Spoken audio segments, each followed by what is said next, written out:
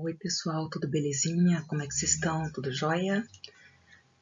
Gente, nós vamos dar sequência à nossa revisão. Falaremos agora sobre termologia. Termo vem de calor e logia é estudo, ou seja, estamos fazendo um estudo do calor, tá bom?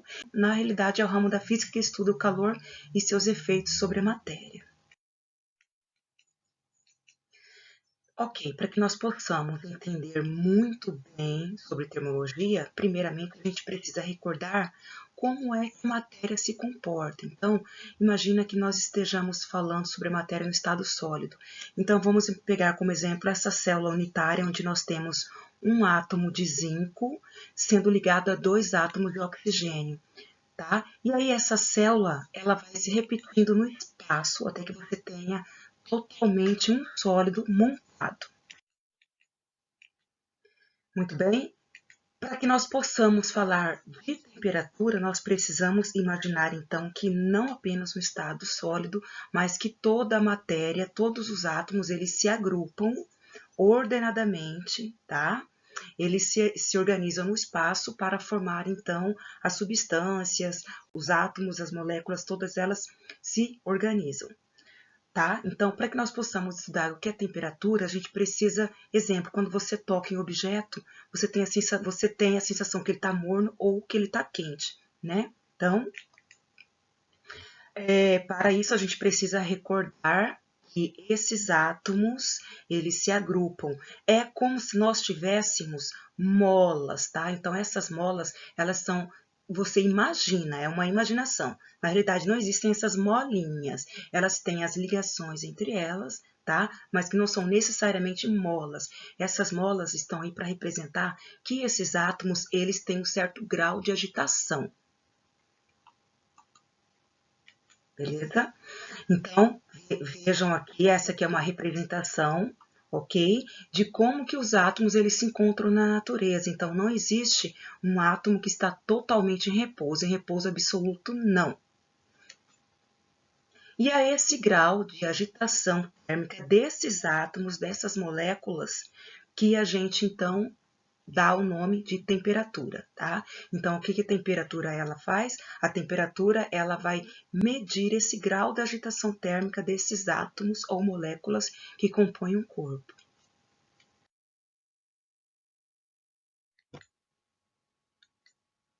Muito bem.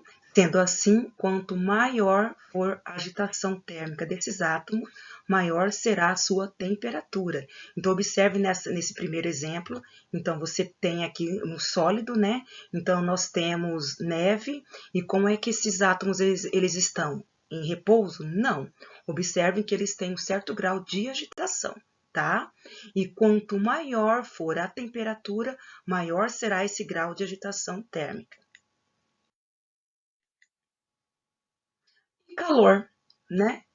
Já pararam para imaginar o que calor é? Esse termo calor, gente, nada mais é do que uma energia que é transferida de um corpo para outro devido a uma diferença de temperatura. Como assim? Então, vamos supor que você tenha um corpo A que está com uma temperatura A e um corpo B com a temperatura B. Se eles têm uma diferença de temperatura, ao colocar esses dois corpos em contato, vai acontecer um fluxo de calor espontâneo do corpo que tem maior temperatura para o corpo de menor temperatura. Ok? E então, até que esses dois corpos atinjam a mesma temperatura. Então, observem que aqui eu não tenho mais TA e TB. Então, eu tenho a mesma temperatura. Então, nesse momento, cessa a transferência de calor. Eu digo que eles atingiram o equilíbrio térmico.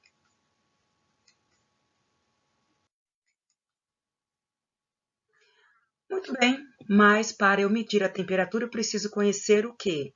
As escalas termométricas, né? Porque são as escalas que são utilizadas para graduar os termômetros.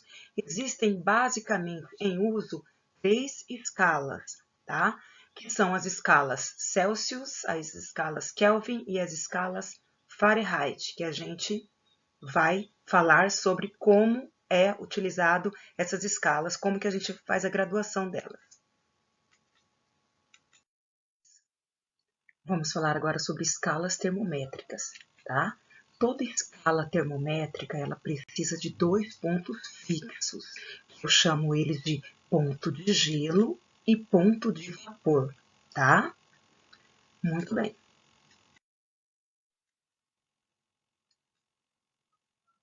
Sendo assim, nós vamos falar um pouquinho sobre as três escalas atualmente em uso, que são as escalas Celsius, as escalas Fahrenheit e a escala Kelvin. A escala Celsius, deixa eu só colocar aqui, a escala Celsius ela tem o ponto de mínimo como 0 graus Celsius e o máximo 100 graus Celsius. A escala, observe que a gente tem aqui de 0 a 100, 100 divisões. A escala Fahrenheit, que é utilizada principalmente nos países de língua inglesa, nós temos o ponto de mínima como 32 graus Fahrenheit e o ponto de máxima como 212 graus Fahrenheit. Observe que tem aqui uma divisão de 180 graus. E a escala Kelvin, conhecida como escala absoluta, ela é utilizada para representar, por exemplo, os trabalhos. Você utiliza para representar os trabalhos, os artigos. Normalmente se usa a escala Kelvin, tá? A escala Kelvin tem o ponto de mínima com 273 Kelvin e o ponto máximo 273 Kelvin. Notem que nós não colocamos, não falamos grau no caso da escala absoluta. E ela tem uma semelhança com a Celsius, porque ela também tem aqui 100 divisões.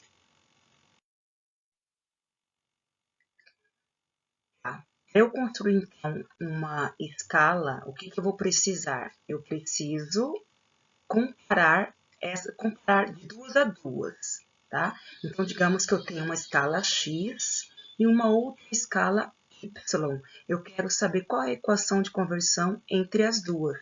Então, o que eu vou fazer? Eu vou utilizar uma semelhança, tá?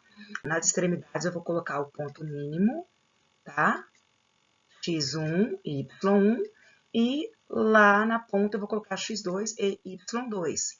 Lembrando que esse X corresponde a uma escala qualquer e o Y a uma outra escala. Eu quero encontrar uma equação de conversão entre elas. Então, eu vou substituir no lugar de X1 e no lugar de X2 os pontos fixos dessa escala. E a mesma coisa eu vou fazer para a escala Y. Agora, eu quero encontrar quanto de um determinado valor na escala x corresponde à escala y. Então, eu vou fazer essa relação, tá? Esse x menos o x1 está para esse x2 menos o x1, e assim também equivalente. Então, observe aqui, ó, x menos x1, aqui, ó, x menos x1 está para, aí você vem aqui, ó, x2 menos x1, aqui. Assim como, aí você vem para a próxima escala, y menos y1, tá aqui, está para, agora os pontos máximos, y2 menos y1. Vocês precisam desse raciocínio para construir essa equação. É interessante que todos vocês saibam chegar até ela. E se for uma variação termométrica, gente, se for variação, é mais tranquilo ainda. Basta você substituir aqui em cima o ΔTC, tá? E ΔTF e ΔTK. Vamos praticar para a gente recordar como que a gente aplica essa equação, essas equações de conversão entre as escalas. Vamos lá, então, moçada. Então, num determinado dia em São Paulo, a temperatura ambiente foi igual a de Londres, sabendo que nesse dia a temperatura de Londres foi de 50 graus Fahrenheit. A temperatura de São Paulo foi, gente, a temperatura de São Paulo é expressa na escala Celsius. Logo, o que eu vou fazer? Eu vou relacionar as escalas Fahrenheit com a escala Celsius, tá? Então, você começa escrevendo a equação que relaciona as duas. E agora, Roseli, o que eu vou fazer? Você vai substituir os 50 graus Fahrenheit. Você vai substituir onde? Onde é temperatura Fahrenheit, tá? Você vai substituir aqui, tranquilo. Repetiu todos os outros termos, repetiu. E vamos resolver. 50 menos 32, quanto que é? 18, né? Eu vou repetir no primeiro membro. Aqui você vai fazer uma divisãozinha tranquila. Então, 18 dividido por 9, 2, certo? Agora você passa esse 5 que está dividindo, multiplicando, multiplicou, encontrou que esse valor correspondente é de quanto? 10 graus Celsius, ou seja, a alternativa correta, letra A. O que quer dizer isso? Quer dizer que 50 graus Fahrenheit equivalem lá na cidade de São Paulo, ou em qualquer cidade do Brasil, a 10 graus Celsius. Próximo exemplo. A pressão de um ATM, as temperaturas de ebulição da água e fusão do gelo na escala Fahrenheit são, respectivamente, 212 graus Fahrenheit e 32 graus Fahrenheit. A temperatura de um líquido que está a 50 graus Celsius, a pressão de um ATM, ou seja, a mesma pressão, é em Fahrenheit. Gente, o que eu preciso fazer? Novamente, estou relacionando, olha só, Celsius e Fahrenheit, tá? Então, esses 50 graus Celsius, eu vou substituir aonde? Onde eu tenho o valor aqui em Celsius, tá? Substituiu 50 dividido por 5, 10, né? Agora passou esse 9 multiplicando, 10 vezes 9, 90. Feito isso, você vai passar esse menos 32 somando e rapidão encontrou a alternativa correta, letra E, 122 graus Fahrenheit, tá? Muito bem. Então, até a próxima. Ficamos por hoje.